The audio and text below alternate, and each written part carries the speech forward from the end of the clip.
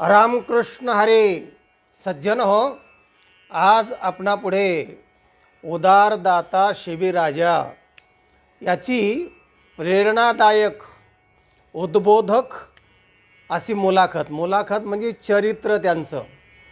चरित्र त्यांचे पहा जरा. ऐकल्यानंतर आपल्याला स्फूर्ती येते असं जे चरित्र आहे. आणि त्याने शेवटी देवांना काय मागितलं हा जो महाभारतातला श्लोक आहे तो अतिशय महत्त्वाचा आहे. शेवटपर्यंत ऐका. उदारदाता शिबिराजा. एका सुभाषितकाराने असं म्हटलं आहे, शतेषु जायते शूरः सहस्रेषु च पंडितः वक्ता दशसहस्रेषु दाता भवति वानवा. 100तून एखादा शूर निर्माण होतो, 1000तून एखादा पंडित निर्माण होतो, वक्ता 10,000तून एखादा होतो आणि दाता भवती वानवा. दात्यांची मात्र वानवा असते, दाता क्वचितच निर्माण होतो असा या सुभाषिताचा अर्थ आहे. औदार्यामधलं उच्च शिखर ज्याने गाठलं आणि लोकांसाठी काय मागितलं या 2 मुद्द्यावर आज आपल्याला शिबिराजाचं चरित्र सांगणार आहे.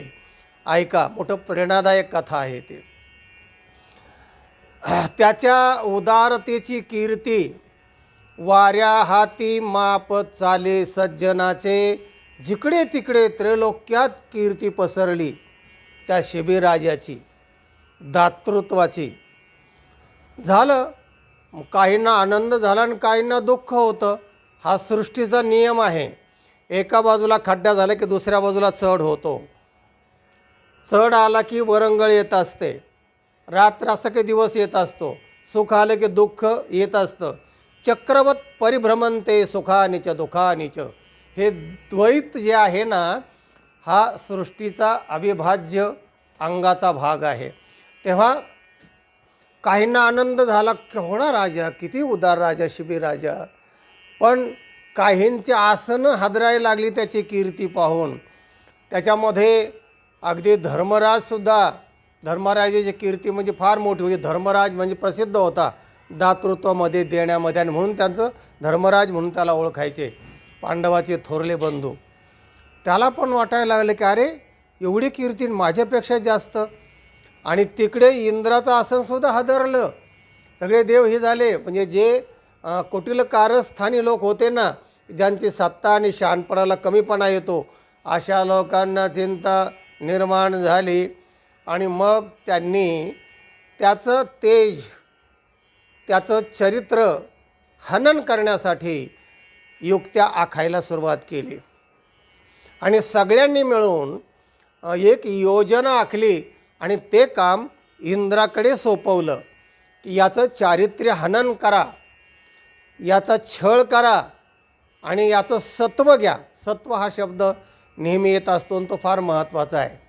सत्व परीक्षा. आणि सत्व परीक्षा जी होत असते ना, ती सोन्याची होत असते, लोखंडाची नाही. त्याप्रमाणे त्या शिबिराजाचं सत्वहरण करण्याचं या सर्व लोकांनी ठरवलं. देव, इंद्र, इतर देव, इकडचे मृत्यूलोकातले काही की ज्यांच्या आसनं आणि ज्यांना डोई जड तो वाटत होता कीर्तीच्या रूपाने, त्या सर्वांनी ठरवलं की याचे कीर्ती आणि याचं दातृत्व हनन करायचं, अपमानित करायचं.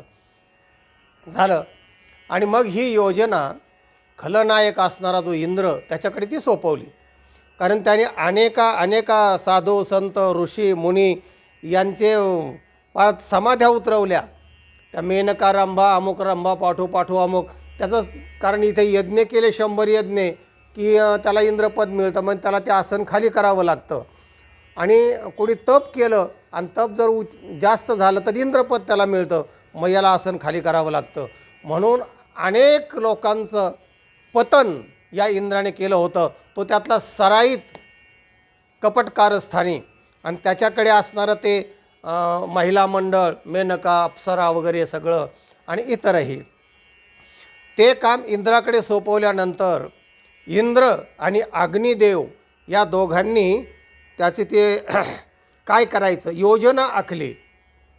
तेव्हा इंद्राने सांगितलं अग्निदेवाला, तुम्ही काय करा, तुम्ही कबुतराचं रूप घ्या आणि मी बहिर्सासनाचं रूप घेतो. बहिर्सासना म्हणजे कबूतर, कोंबड्या बिंबड्या असे पक्षी जे असतात ना, त्याच्या 5 पट भाराचे वगैरे साधारण एवढ्यांना तो मारू शकतो, इतका वेग असतो त्या बहिर्सासना असं म्हणतात त्याला. आणि गरुड असतो तो जास्तच मोठा असतो. म्हणजे गरुड ही कल्पना आहे भगवान विष्णूचा गरुड, मग त्याच्यावर गरुडाचं विमान, ही मोठी कल्पना आहे. इथे बहिर्सासना किंवा गरुड घ्या, तुम्हाला जो शब्द आवडेल तो घ्या. तर इंद्राने सांगितलं की तो कबूतर हो, अग्निदेवाला सांगितलं, आणि मी गरुड होतो म्हणजे बहिर्सासना होतो, आणि मी तुझ्या पाठीमागे लागतो. आणि तो त्या शिबीराजाच्या डायरेक्ट त्या महालामध्ये, त्या राजवाड्यामध्ये शिरायचं आणि कंपायमान अवस्थेमध्ये तुझी व्यथा त्याला सांगायची, मी घाबरलेलो आहे वगैरे सगळं आखल्या गेलं. आणि झालं त्याप्रमाणे यांनी रूप बदलले आणि हा इंद्र बहिर्सासनाच्या रूपाने त्या कबुतराच्या मागे लागला, म्हणजे अग्निदेवाच्या. जोरात त्यांच्या वेगाने ते कबूतर त्या शिबीराजाच्या राजमहालामध्ये शिरल्यानंतर ते कबूतर असं कंपायमान होतं आहे. आणि त्या शिबीराजाने विचारलं, काय काय झालं, काय हे आत कसं काय आलं? तर ते कबूतर म्हटलं की मला अभयदान द्या. भय ज्याला आहे त्याला अभयदान हे फार सगळ्यात मोठं दान आहे. माझ्या पाठीमागे बहिर्सासना लागलेला आहे आणि तो मला खाऊ इच्छितो आहे आणि तुमचं फार कीर्ती आहे, तुम्ही अनेकांना दान दिलेलं आहे, तर मला जीवदान द्या. शिवराजाने पाहिलं, अरे आणि तेवढ्यात हा गरुड तिथे येऊन पोहोचला. आणि मग शिबीने सांगितलं, तो याला खाऊ शकत नाही, मारू शकत नाही, कारण हा मला शरण आलेला आहे आणि मी त्याला अभयदान दिलेलं आहे. तेव्हा एखाद्याचा जीव घेणं हे बरोबर नाही, तर तुला मी त्याला खाऊ देणार नाही, कारण मग मी त्याला संरक्षण दिलेलं आहे. तेव्हा तो गरुड म्हणाला, महाराज ते माझं खाद्य आहे, मी बराच वेळ त्याच्या पाठीमागं लागलो आहे, मी दमलो आहे, मला भूक लागलेली आहे, आणि एखाद्याची भूक लागलेल्या मला पण अन्न पाहिजे ना, नाही तर मी काही वेळात मरण, अशी परिस्थिती माझी झालेली आहे. तेव्हा तुम्ही मला पण दान द्या. काय दान द्या? माझं खाद्य मला द्या. तेव्हा शिबी म्हणाला की अरे आता याला काय करायचं, मग तडजोड काय करायची? तर मग शिबीने त्याच्यापुढे प्रस्ताव मांडला की याच्या भारोभार, कबुतराच्या भारोभार मी जर माझं मांस दिलं तर तू ते खा. त्या कबुतराला ते आपलं त्या गरुडाला ते पटलं, कारण माणसाचे सर्वात प्रेम असतं ते शरीरावर असतं, आणि शरीरावर मनुष्य काही करील, पण शरीराचा तुकडा काढायचा किंवा एखादं केस जरी असं उमटलं हे केला तरी माणसाला वेदना होतात. तेव्हा इतकं मांस कापून द्यायचं हे शिबीने कबूल केलं. आणि त्याप्रमाणे आपल्या उजव्या मांडीचं मांस त्या कबुतराच्या भारोभार कापून त्या बहिर्सासन्याला खायला दिलं. आणि त्याने ते खाल्लं नाहीचे, कारण का ते परीक्षा घ्यायला आले होते, आणि त्याने ते कापून पुढं मांडल्याबरोबर यांना वाटलं, हां परीक्षा झाली, तुम्ही परीक्षेमध्ये पास झालेले आहात. आणि मग त्यांनी रूप प्रगट केले, अग्निदेव आणि इंद्राने. इतर जे देव होते बघणारे ते आसपास जमलेले, आणि हे सगळे लोकांनी ते जय जयकार केला त्या शिबीराजाचं. केवढं औदार्य की आपलं शरीर, उजव्या मांडीचं मांस कापून देणं फार अवघड गोष्ट आहे. इतर काही माणूस देईल, राज्यसुद्धा देईल, पण आपल्या शरीराचे तुकडे पाडा म्हटलं तर तो म्हणेल नाही, मी आहे सिर सलामत तो पगडी 50 अशी एक म्हण आहे.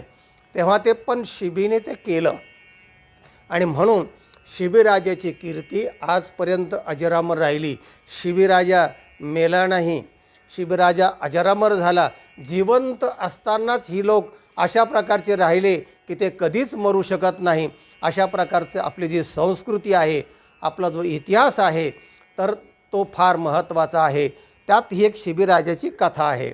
आणि मग ते देव प्रगट झाले आणि प्रसन्न झाले आणि शिबीराजाला सांगितलं, माग तुला काय पाहिजे. धन्य आहेस तू की तो स्वतःच्या शरीराचं मांस कापलं आहेस आणि दिलेलं आहेस. वरंबुरी, माग तुला काय पाहिजे. तेव्हा शिबीराजाने जे काही मागितलं आहे ना ते फार महत्त्वाचं आहे आणि त्याच्यासाठी हा आपला आजचा व्हिडिओ आहे. आणि ते मागितल्यामध्ये कोण होता शिबी, त्यासाठी ही थोडी कथा सांगण्याचा प्रयत्न केलेला आहे. तेव्हा हा श्लोक महाभारतामध्ये आलेला आहे. ऐका काय म्हणतो शिबी. नत्वहं कामये राज्यं न स्वर्गं न पुनर्भवं कामये दुःखतप्तानां प्राणिनां आर्तनाशनम. महाभारत. तेव्हा न तू अहम कामये राज्यम, हे देवांनो मला कुठलंही राज्य नको आहे. न कामये न तू अहम कामये राज्यम, मला राज्य कोणत्या राज्याची इच्छा नाही. न स्वर्गम, मला स्वर्गाची इच्छा नाही. ना पुनर्भवम, मला मोक्षाची पण इच्छा नाही. मग काय इच्छा आहे ते माग. कामये दुःखतप्तानां प्राणिनाम आर्तिनाशनम, प्राणिनाम आर्तिनाशनम कामये. दुःख तप्तानाम, जे दुःखाने तापलेले आहे, जे दुःख होतं आहे ना त्यांचं दुःख गेलं पाहिजे अशी माझी इच्छा आहे. आणि त्यासाठी मी प्राण द्यायची पाळी आली तरी देईल. तर आर्तिनाशनम, प्राणिनाम आर्तिनाशनम, दुसऱ्यांचं दुःख. कामये दुःख तप्तानाम अहम कामये, अशी माझी इच्छा आहे. काय त्या शिबीराजाची मागणी आहे, काय दातृत्व आहे. आहा हा हा, धन्य तो शिबीराजा आणि धन्य आपले इतिहास आणि आपली संस्कृती की त्यांनी या नोंदी करून ठेवलेल्या आहेत. राजे महाराजे असे होते आपली भारतीय संस्कृतीमध्ये. त्यांचे नुसते चरित्र ऐकले आणि संस्कृत श्लोकामध्ये नोंदी ऐकल्या की आपल्याला आनंद होतो. तेव्हा असं म्हणून संतापर्यंत ऋषीमुनी तर दधीची जी एखाद्या वेळेला कथा सांगेल, आपले हाडं दिले यांनी मांस दिलं. काय काय कथा आहेत उद्बोधक आणि प्रेरणादायक. आपण काय देतो, आपण नुसतं घेतो. घेऊ जाणे पर देऊ नाही जाणे. अरे हे ऋषीमुनींचं जर आपण पाहिलं ना तर आपण त्यांच्या समान व्हावे हाच सापडे बोध खरा, असा बोध त्यांच्यामधून मिळतो. संतापर्यंत संतांच्या विभूती जगाच्या कल्याणी देह कष्टविती परोपकारे. आता संतापर्यंत सगळ्यांनी असंच केलं. मग ते राजे महाराजे असतील, ऋषीमुनी असतील, संत महात्मे असतील, जे माऊलीपर्यंत तुकोबावरायापर्यंत, जे खळांची व्यंकटी सांडो तया सत्कर्मीरती वाढो भोता परस्परे जडो मैत्र जीवांचे. ज्ञानोबा राय. तेव्हा सगळ्यांच्या मागणीचा एकच अर्थ आहे की आम्हाला जग सुखी दिसलं पाहिजे आणि सगळे सुखी तर आम्ही सुखी. तेव्हा सर्वत्र सुखिनः सन्तो सर्वे सन्तो निरामयाः सर्वे भद्राणि पश्यन्तु मा कश्चित् दुःखमवाप्नुयात्, असं शास्त्रकार म्हणतात. सज्जन हो, हा व्हिडिओ इतरांना पाठवा, लाईक करा. ज्यांनी चॅनलला सबस्क्राईब केलं नाही त्यांनी सबस्क्राईब करा. ज्ञान वाटेत रहा, आनंदी रहा. रामकृष्ण हरी.